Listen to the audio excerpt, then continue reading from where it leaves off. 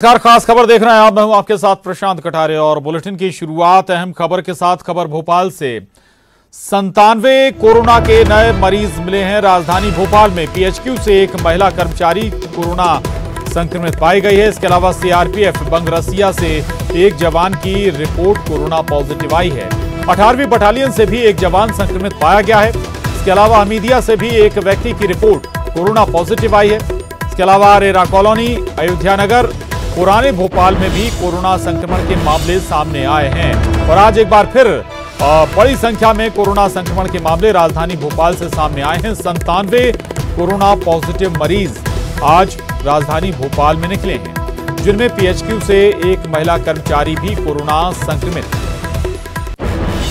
बड़ी खबर धार से विधायक नीना वर्मा कोरोना पॉजिटिव पाई गई हैं। गनमैन की रिपोर्ट भी कोरोना पॉजिटिव आई है। विधायक पहले से होम आइसोलेशन में है। तो ये बड़ी खबर धार से है, जहां विधायक नीना वर्मा कोरोना पॉजिटिव हो गई हैं। उनका गनमैन भी कोरोना पॉजिटिव है। गनमैन की रिपोर्ट भी कोरोना पॉजिटिव आई है। हालांकि विधायक नीना वर्मा पहले से ही होम आइसोलेशन में है। और इस वक्त एक बड़ी खबर रायपुर से है। छत्तीसगढ़ में कोरोना का कहर लगातार जारी है। पिछले 24 घंटे में 187 नए मरीज कोरोना के मिले हैं। रायपुर में सबसे ज्यादा 87 नए कोरोना संक्रमित मामले सामने आए हैं। राजनांदगांव से 26, दुर्ग से 25, मुंगेली से 9 कोरोना एक्टिव मरीज सामने आए हैं। और आपको बता दें कि अभी तक कुल एक्टिव मरीजों की संख्या छत्तीसगढ़ में 1044 तक जा पहुंची है। कोरोना से 19 लोगों की मौत भी अभी तक छत्तीसगढ़ में हो चुकी है। तो छत्तीसगढ़ में भी अब कोरोना धीरे धीरे अपना कहर बरपाता हुआ नजर आ रहा है। लगातार अब मामले राजधानी, न केवल राजधानी रायपुर में बल्कि छत्तीसगढ़ में भी बढ़ते हुए नजर आ रहे हैं। 24 घंटे में 187 नए कोरोना संक्रमण के मामले सामने आए हैं, जबकि राजधानी रायपुर में ही 87 नए कोरोना संक्रमण के मामले निकले हैं, जिनमें राजनांदगांव से 26, दुर्ग से 25, मुंगेली से 9, जबकि पूरे छत्तीसगढ़ में कोरोना एक्टिव मरीजों की संख्या अब 1044 तक जा पहुंची। और अभी तक कुल 19 लोगों की कोरोना से छत्तीसगढ़ में मौत भी हुई है। तो न केवल मध्य प्रदेश बल्कि छत्तीसगढ़ में भी अब कोरोना कहर बरपा रहा है। कोरोना के मामले लगातार छत्तीसगढ़ में भी बढ़ रहे हैं। खासतौर से राजधानी रायपुर में 87 मामले आज सामने आए हैं। और इसके अलावा राजधानी भोपाल का जिक्र करें तो वहां 97 पॉजिटिव सामने आए हैं। इस लिहाज से छत्तीसगढ़ जहां पिछले कुछ दिनों तक काफी सेफ नजर आ रहा था, लेकिन धीरे धीरे संख्या ये तब बढ़नी शुरू हुई कोरोना संक्रमण की, जब मजदूरों की वापसी छत्तीसगढ़ में। और इस वक्त हमारे साथ पूजा माथुर भोपाल से जुड़ रही हैं। पूजा, ये दर अभी भी कम नहीं हो रही है। भोपाल में रविवार का कर्फ्यू भी लग गया, जनता कर्फ्यू भी लग गया अब, और ज्यादा सख्ती भी बरतने की बात कही गई, सख्ती बरती भी जा रही है, लेकिन संक्रमण की दर कम होती हुई नजर नहीं आ रही। बिल्कुल प्रशांत, कम होती हुई नजर नहीं आ रही है, लेकिन बढ़ती हुई जरूर नजर आ रही है। अगर लॉकडाउन से लेकर के अब तक जो अनफेज 2 चलता आ रहा है उसके आंकड़ों पर, उसके डेटा पर नजर डालें तो ये बात पक्की है कि जो अनफेज 2 से शुरुआत हुई है तब से ये संक्रमण दर और भी बढ़ता हुआ जा रहा है। जो कामकाजी वर्ग है वो घर से बाहर निकल रहे हैं और भी काफी हिदायत दी गई है, लोगों को छूट दी गई है, और इस छूट में कहीं ना कहीं कोरोना भी अपने पैर पसारता ही जा रहा है। बड़ी संख्या में उन क्षेत्रों में भी अब पहुंचता जा रहा है जो अब तक इससे अछूते थे।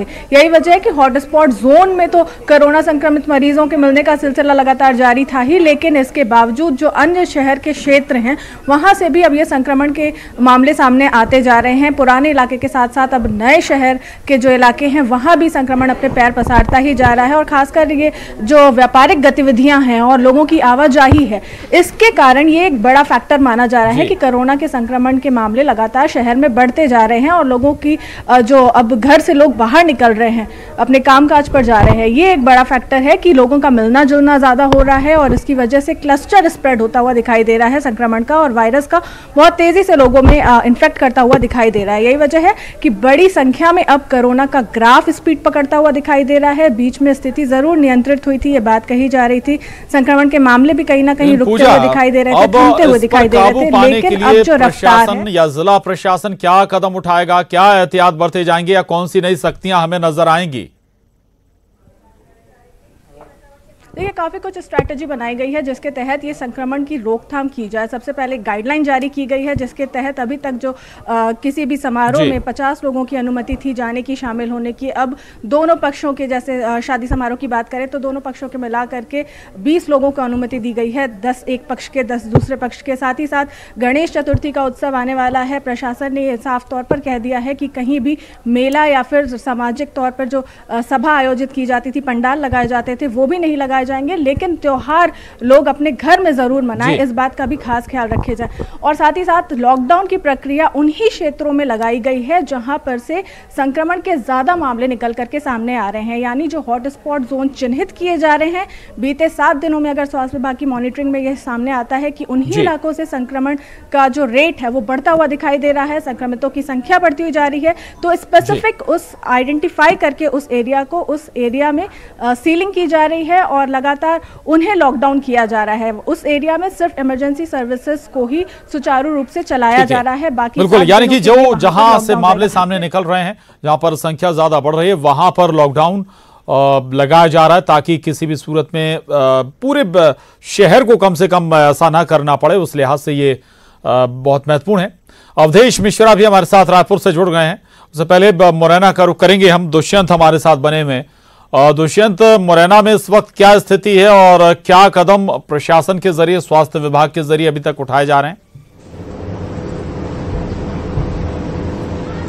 प्रशांत, लगातार कोरोना कहर बढ़ रहा है और कल भी 98 पॉजिटिव नए आए हैं और इसके बाद ही 1000 का आंकड़ा पार कर लिया है मुरैना में और 1074 पॉजिटिव मरीज की संख्या हो गई है टोटल। हालांकि 50% से अधिक इसमें रिकवर हुए हैं। 662 मरीज रिकवर हुए हैं और अभी भी 407 मरीज एक्टिव हैं और जिन्हें अस्पताल और विभिन्न जो आइसोलेट सेंटर बनाए गए हैं वहां पर भर्ती किया गया है। लगातार अगर देखा जाए तो 10वां दिन है और टोटल कर्फ्यू लगा हुआ है, लेकिन फिर भी पॉजिटिव मरीजों की संख्या बढ़ रही है। प्रशासन भी हैरान है और वहीं लोग भी परेशान है कि लगातार मरीजों की संख्या आखिर क्यों बढ़ रही है। और प्रशासन ने आज से अनाउंसमेंट भी कराया है कि जो अनलॉक हुआ था उसके दौरान जितने भी दुकानदारों ने, व्यापारियों ने अपनी अपनी प्रतिष्ठानें खोली थी, वो भी अपने अपना कोरोना टेस्ट कराएं और अपने कर्मचारियों को कराएं। उसके बाद ही जिला प्रशासन यहाँ बाजार खोलने का अनुमति देगा। और एक और जिला प्रशासन ने कल आदेश दिया है कि जब 10% से की रेट घटकर 4% पे आ जाएगी तभी बाजार खोला जाएगा, अन्यथा नहीं खोला जाएगा। देखने में आया है कि रोज 50 से अधिक मरीज देखे जा रहे हैं जो पॉजिटिव आ रहे हैं। प्रशासन नई स्ट्रेटेजी तैयार कर रहा है कि आखिर किस तरह से इनको रोका जाए। हालांकि बॉर्डर जो धौलपुर से लगता है राजस्थान और यूपी का, ये सभी सील कर दिए गए हैं। पिछले 15 दिन से बिल्कुल बॉर्डर को खोला नहीं गया है, जो जहां है वहीं है। और आज मुरैना और ग्वालियर का भी बॉर्डर सील किया गया है कि कोई भी 7 दिन के लिए किया गया है कि कोई मुरैना जिले में बाहरी जिले से कोई व्यक्ति ना आए। जी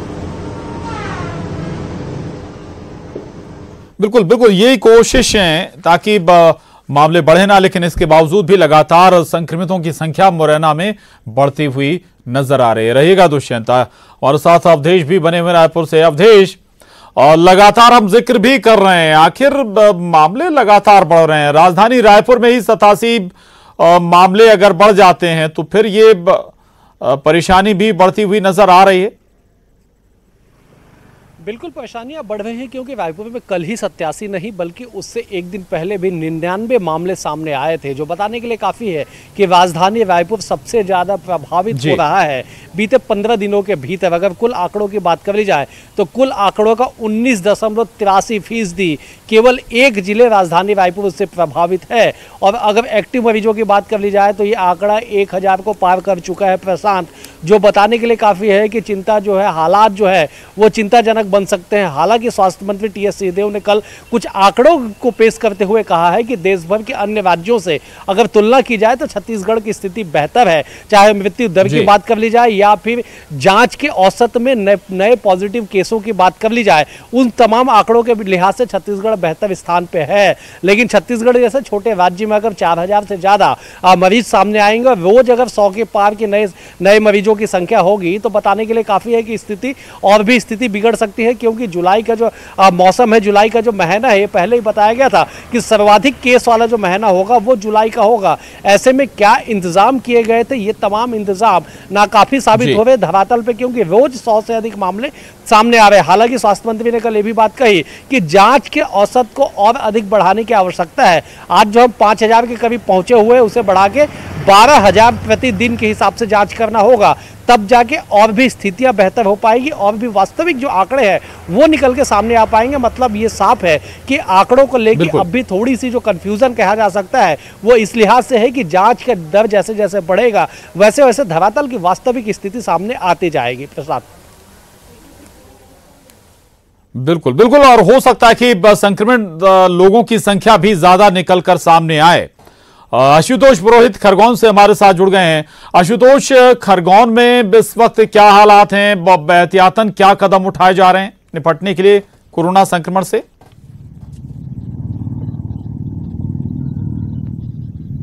प्रशांत, मैं बताना चाहूंगा जिस प्रकार से लगातार खरगोन में जो कोरोना संक्रमित मरीज हैं उनके जो आंकड़े लगातार बढ़ते जा रहे हैं वो कहीं ना कहीं चिंता के कारण है। आज जिस प्रकार से एक रिपोर्ट आई 122 मरीज कोरोना पॉजिटिव पाए गए हैं और निश्चित ही प्रशासन के लिए चिंता की बात है। और लगातार प्रशासन के द्वारा लोगों से अपील की जा रही है कि वो सोशल डिस्टेंस का पालन करें, मास्क का उपयोग करें। लेकिन जिस प्रकार से अनलॉक हुआ है और लगातार लोग घरों से बाहर निकल रहे हैं, ये कहीं ना कहीं चिंता का कारण है।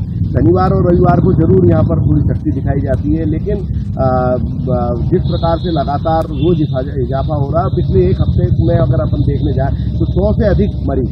और इसमें खास रूप से मैं बताना चाहूँगा कि पूर्व सीएचओ वो जो डॉक्टर रमेश नीबा थे वो खुद पॉजिटिव पाए गए थे। कलेक्टर गोपाल चंद डाड है, हालांकि उनकी रिपोर्ट नेगेटिव आई है, लेकिन उनके जो परिजन थे, सास ससुर थे, वो पॉजिटिव पाए गए। तो ये कहीं ना कहीं चिंता का कारण है और लगातार प्रशासन के द्वारा अपील की जा रही है, स्वास्थ्य विभाग के अमले के द्वारा सैंपल लिए जा रहे हैं। लेकिन ग्रामीण अंचलों में अब जो आंकड़े लगातार आ रहे हैं, जैसे भगियापुर एक गाँव है, वहाँ एक ही परिवार के 12 लोग संक्रमित पाए गए, वो कहीं ना कहीं चिंता का कारण आमजनों के साथ साथ प्रशासन के लिए बनता जाए। ठीक है, बिल्कुल, प्रशासन के लिए चिंता का सबब जरूर है, लेकिन कोशिशें लगातार जारी हैं पूरे प्रदेश में। चूंकि अनलॉक होने के बाद वाकई में ये मामले लगातार बढ़ते चले गए और अब अलग अलग स्तर पे हर जिले के हिसाब से रणनीति तय की जा रही है। बहुत शुक्रिया पूजा, अवधेश, आशुतोष, आपका भी धन्यवाद। दुष्यंत हमारे साथ जुड़े थे, उनका भी बहुत शुक्रिया। और ब्रेक के बाद बड़ी खबर भोपाल से। भोपाल में बच्चियों के साथ रेप मामले में ये बड़ी खबर है। मामले की जांच के लिए भोपाल पुलिस ने एसआईटी का गठन किया है। भोपाल के बाद अब इंदौर में तीसरी एफआईआर इस मामले में दर्ज की जा रही है। 72 घंटे बाद भी आरोपी प्यारे मियां का अभी तक कोई सुराग नहीं लग पाया है। पुलिस अंधेरे में ही अभी तक तीर चला रही है। हालांकि प्यारे मियां की संपत्तियों पर जरूर कार्रवाई की जा रही है। शादी भवन को गिराया गया है, निस्नाबूद किया गया है। भोपाल में ये स्थित था। हालांकि बड़ी और जो संपत्तियां हैं उन पर भी कार्रवाई करने की तैयारी है प्रशासन की। लेकिन जो बड़ी खबर इस वक्त इस मामले में कि भोपाल पुलिस ने एसआईटी का गठन किया है। भोपाल के बाद अब इंदौर में भी इस मामले में तीसरी एफआईआर दर्ज की जा रही है 72 घंटे बाद भी। हालांकि प्यारे मियां का अभी तक कोई सुराग पुलिस को नहीं लग पाया है। और दरअसल प्यारे मियां पर नाबालिग बच्चियों से यौन शोषण का आरोप है, रेप का आरोप है और इसके बाद से ही प्यारे मियां गायब है, फरार है। पुलिस हालांकि लगातार उसकी तलाश में जुटी हुई है और इसके जरिए जो भी अवैध तरीके से निर्माण और संपत्तियों को खड़ा किया गया है उनको अब नेस्तनाबूद करने का सिलसिला शुरू हो चुका है। कल मैरिज गार्डन को गिराया गया है। प्रशासन ने बुलडोजर चलाया मैरिज गार्डन पर। हालांकि बताया जा रहा है कि भोपाल में कई और संपत्तियां इस शख्स ने इकट्ठी की हुई हैं। कई फार्म हाउस भोपाल में इसके मौजूद हैं। इसके अलावा इंदौर में भी इसने बड़े पैमाने पर संपत्तियां इकट्ठी की हुई हैं। उनके खिलाफ भी एक्शन होगा। से यौन शोषण के मामले में फरार चल रहा है आरोपी पर एक और एफआईआर भोपाल पुलिस ने की है। सर, ये एफआईआर कहाँ पे हुई और क्या घटनाक्रम रहा है? एक बच्ची उनके रिलेटिव ही है, उसके द्वारा एफआईआर दर्ज कराया गया है थाना कोए फिजा में।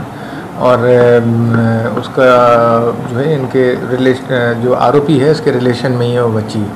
तो जो बच्ची ने अपना आवेदन दिया तो एफआईआर पंजीबद्ध हुई और आरोपी की तलाश कर रही है। कोई एसआईटी बनाई गई है इसमें, क्योंकि कई सारी बच्चियां हैं, एक और मामला दर्ज हो गया है। ये एसआईटी भी गठित है, इसमें कई सारी टीमें भी बनी हुई हैं दस्तयाबी के लिए, उनकी दबिश के लिए और गिरफ्तारी के लिए। तो वो सब प्रोसेस ऑन है सब। सर, बच्चियों के क्या अभी और भी डिटेल सामने आई है कि अभी तो 5 बच्चियां थी, फिर उसके बाद एक और, क्या और भी जानकारी आ रही है पुलिस में? जानकारी लग रही है, हम लोगों ने इंदौर में जानकारी लगी थी, इंदौर में वहाँ पे इंदौर पुलिस को इंटीमेट किया है और जो इस बच्ची की जानकारी लगी थी तो इसके परिप्रेक्ष्य में भी अपराध पंजीबद्ध किया है। सर, अभी कोई कार बरामद हुई थी, उसके संबंध में कोई जानकारी? अभी एक कार पजेरो जो इसने यूज़ की थी यहाँ से जाने में, उसको हम लोगों ने सीज़ किया है और वो जो है अभी इन्वेस्टिगेशन का पार्ट है। लगातार पुलिस की जो टीमें हैं वो फरार आरोपियों की तलाश कर रही है और ये जानने की कोशिश कर रही है कि आरोपी की लोकेशन क्या है। कैमरामैन दीपक के साथ मनोज राठौर, न्यूज़ 18 भोपाल। और मनोज राठौर हमारे साथ इस वक्त जुड़ गए। मनोज, प्यारे मियां के खिलाफ एक्शन जारी है, तीसरी एफआईआर भी इंदौर में दर्ज हो रही है, लेकिन सवाल अभी भी बना हुआ है। बड़ा मैकेनिज्म है पुलिस के पास, सर्विलांस और तमाम दूसरे सिस्टम है, टेक्नोलॉजी है, उसके बावजूद भी अभी तक गिरेवा तक हाथ नहीं पहुंच पाए पुलिस के। प्रशांत, बिल्कुल आज 3 बड़े अपडेट इस मामले में सामने आए हैं। पहला तो यह है कि एसआईटी अब काम कर रही है, इस पूरे मामले की जांच कर रही है और एडीजी और डीआईजी इसकी मॉनिटरिंग कर रहे हैं। दूसरी बात यह है कि लगातार इसके जो भी अवैध ठिकाने हैं, जो अवैध बिल्डिंग है, उनको गिराने का काम किया जा रहा है। तीसरा यह है कि अब जो बच्चियां हैं उनकी आज भी काउंसलिंग की जाएगी। और चौथा जो अपडेट सामने आया है इंदौर में, क्योंकि इंदौर में भी रेप की घटना को अंजाम दिया था तो वहाँ पर भी एफआईआर दर्ज की जाएगी। लेकिन इस पूरे मामले में पुलिस की भूमिका भी कहीं ना कहीं संदेह के घेरे में है। और ये इसलिए संदेह के घेरे में है प्रशांत, क्योंकि 3 बजे रात की ये घटना होती है और उसके बाद अगले दिन 4 से 3 बजे के बीच में एफआईआर होती है, यानी कि 12 घंटे से ज़्यादा का समय एफआईआर दर्ज करने में लगता है। और इसके अलावा कई नाम और सामने आते हैं, लेकिन पुलिस जो है उन नामों को लेके कुछ भी नहीं बोलती है। और लेकिन अब क्योंकि काउंसलिंग चल रही तो हो सकता है कि इस पूरी एफआईआर में 2-3 नाम और आरोपी के तौर पे जोड़े जाएं। ये अपडेट अब तक निकल के आ रही। तो पुलिस अभी तक जो है आरोपी की तलाश कर रही है, लेकिन 72 घंटे के बाद भी प्रशांत कोई सुराग नहीं लग पाया। सिर्फ आरोपी की आष्टा से एक कार को बरामद किया गया। बताया जा रहा है कि वहाँ से आरोपी फरार हो गया। लेकिन 12 घंटे के बीच में तमाम अधिकारी वहाँ पर पहुँचे थे मौके पर। थाने में लगातार इस पर जांच की गई कि किस तरीके से एफआईआर दर्ज करनी है। लेकिन हैरानी की बात है कि भोपाल पुलिस इस प्यारे मियाँ को गिरफ्तार नहीं कर पाई 72 घंटे के बाद भी। एसआईटी का गठन किया गया और ये सब सीएम की सख्ती के बाद अब पुलिस जो है सक्रिय नजर आ रही है। यही कारण है कि एक नई एफआईआर कल रात को कोईफिजा थाने में दर्ज की गई थी। तो अब भूमिका की बात करें तो पुलिस की क्या भूमिका है, संदेह पुलिस पर क्यों हो रहा है, उस पर सवाल क्यों खड़े हो रहे हैं, ये सबसे बड़ा अब सवाल होने लगा है। क्योंकि लगातार 72 घंटे के बाद भी एक आरोपी की गिरफ्तारी नहीं होना, साथ में कई दूसरी लड़कियों का सामने आना, ये बताता है कि इस पूरे मामले में जिस तरीके से शुरुआती दौर में अधिकारियों को सख्ती बरतनी थी वो शायद नहीं बरती गई। बिल्कुल बिल्कुल, सवाल यही कि क्या पुलिस के जरिए प्यारे मियां को बचाया गया। अब मनोज, और चूंकि इतने लंबे समय से अगर ये काला खेल चल रहा था तो ऐसा संभव है नहीं कि पुलिस को इसकी भनक ना हो या कोई जानकारी ना हो। जी बिल्कुल, एक खबर ये भी आ रही है, हालांकि इसकी पुष्टि नहीं हो पाई है। जो आरोपी था प्यारे मियाँ, जिसका ये फ्लैट था जिसमें ये रहता था और तमाम तरीके की घिनौनी घटनाओं को अंजाम देता था, उसी बिल्डिंग के में जो है जो थाना प्रभारी हैं रातीवड़ के, उनके रहने की जानकारी भी आई है। लेकिन ये सब खबरें हैं, अभी इसकी पुष्टि नहीं हो पाई है। तो प्रशांत, यहाँ पर पुलिस की भूमिका पर संदेह इसलिए भी हो रहा है क्योंकि एफआईआर में लंबा समय लगना, काउंसलिंग के लिए टीम को नहीं बुलाना, तमाम तरीके की कयास इसमें अब लगाए जाने लगे। और यही कारण है कि सीएम शिवराज सिंह चौहान ने इसमें सख्ती दिखाई थी और निर्देश दिए थे कि किसी भी आरोपी को छोड़ा ना जाए। तो उसी के बाद ये देखा गया कि पुलिस सक्रिय नजर आ रही है। हालांकि पुलिस 72 घंटे बाद भी उस आरोपी को पकड़ नहीं पाई है। बिल्कुल, 72 घंटे हो चुके हैं, लेकिन अभी तक प्यारे मियां पुलिस की गिरफ्त से दूर हैं और अब एसआईटी का गठन इस मामले में आगे की जांच के लिए किया गया है। तीसरी एफआईआर इंदौर में दर्ज हो रही है। मनोज रहिएगा, आगे भी आपसे बात करेंगे अगली खबर पर। और इस वक्त एक और बड़ी खबर भोपाल से है। लॉकडाउन के दौरान सबसे ज्यादा सुसाइड हुआ है। जी हां, 70 दिनों में 63 लोगों ने खुदकुशी की है राजधानी भोपाल में। ये बताता है कि इस दौरान लोग कितने डिप्रेशन में आए, कितने दबाव में आए। दरअसल 22 मार्च से 31 मई के बीच 63 लोगों ने खुदकुशी की। सुसाइड करने वालों में 26 महिला भी शामिल हैं। खुदकुशी के पीछे बीमारी, कलह, डिप्रेशन मुख्य वजह निकलकर सामने आई। तो कोरोना केवल बीमारी के चलते ही लोगों की जान नहीं गई, बल्कि कोरोना संक्रमण काल में डिप्रेशन, कलह और बीमारी कई वजह बनी, जिसके चलते लोगों ने इस ड्यूरेशन में मौत को गले लगाया है। हमारे साथ मनोज लगातार बने हुए। मनोज, ये वाकई में चौंकाता है आंकड़ा, 63 लोगों ने इस ड्यूरेशन में, इस दौरान मौत को गले लगा लिया, खुदकुशी कर ली। जी बिल्कुल, ये सोचना पड़ेगा, इस पर विचार करना पड़ेगा, इस पर मंथन शासन प्रशासन को करना पड़ेगा कि आखिरकार जो आंकड़ा अमूमन दिनों में कम रहता है वो लॉकडाउन के दौरान अचानक बढ़ा है। 70 दिनों में 63 जो है लोगों ने सुसाइड किया। यदि हम कोरोना की बात करें उस समय, क्योंकि कोरोना लगातार जो संक्रमण है वो लोगों में फैल रहा था, उस दौरान 81 लोगों की मौत कोरोना की वजह से हुई।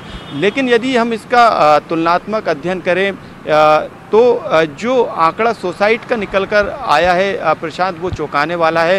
हालांकि ये आंकड़ा आसपास है, ये आंकड़ा इतना ज़्यादा नहीं है सुसाइड का, लेकिन उस आंकड़े के आसपास है। तो इस पर अब सोचना पड़ेगा कि किस तरीके से लोग जो है अपनी ज़िंदगी से हार मान रहे हैं और मौत को गले लगा रहे हैं। हालांकि जो रिटायर्ड पुलिस अधिकारी है, जो मौजूदा पुलिस अधिकारी, हमने उनसे बातचीत की तो उनका यही कहना था कि ये तमाम तरीके की जो छोटी छोटी बातें रहती है जिसके कारण डिप्रेशन बढ़ता है, चाहे वो आर्थिक तंगी का कारण हो या फिर दूसरा कोई कारण, उस पर कंट्रोल करना चाहिए। जो तनाव है उसको दूर करना चाहिए और डॉक्टरों की राय यहाँ पर लेना जरूरी है। तो अब विचार करना पड़ेगा, मंथन करना पड़ेगा, क्योंकि ये आंकड़ा लॉकडाउन उस दौरान बढ़ा जब लोग अपने घरों में थे।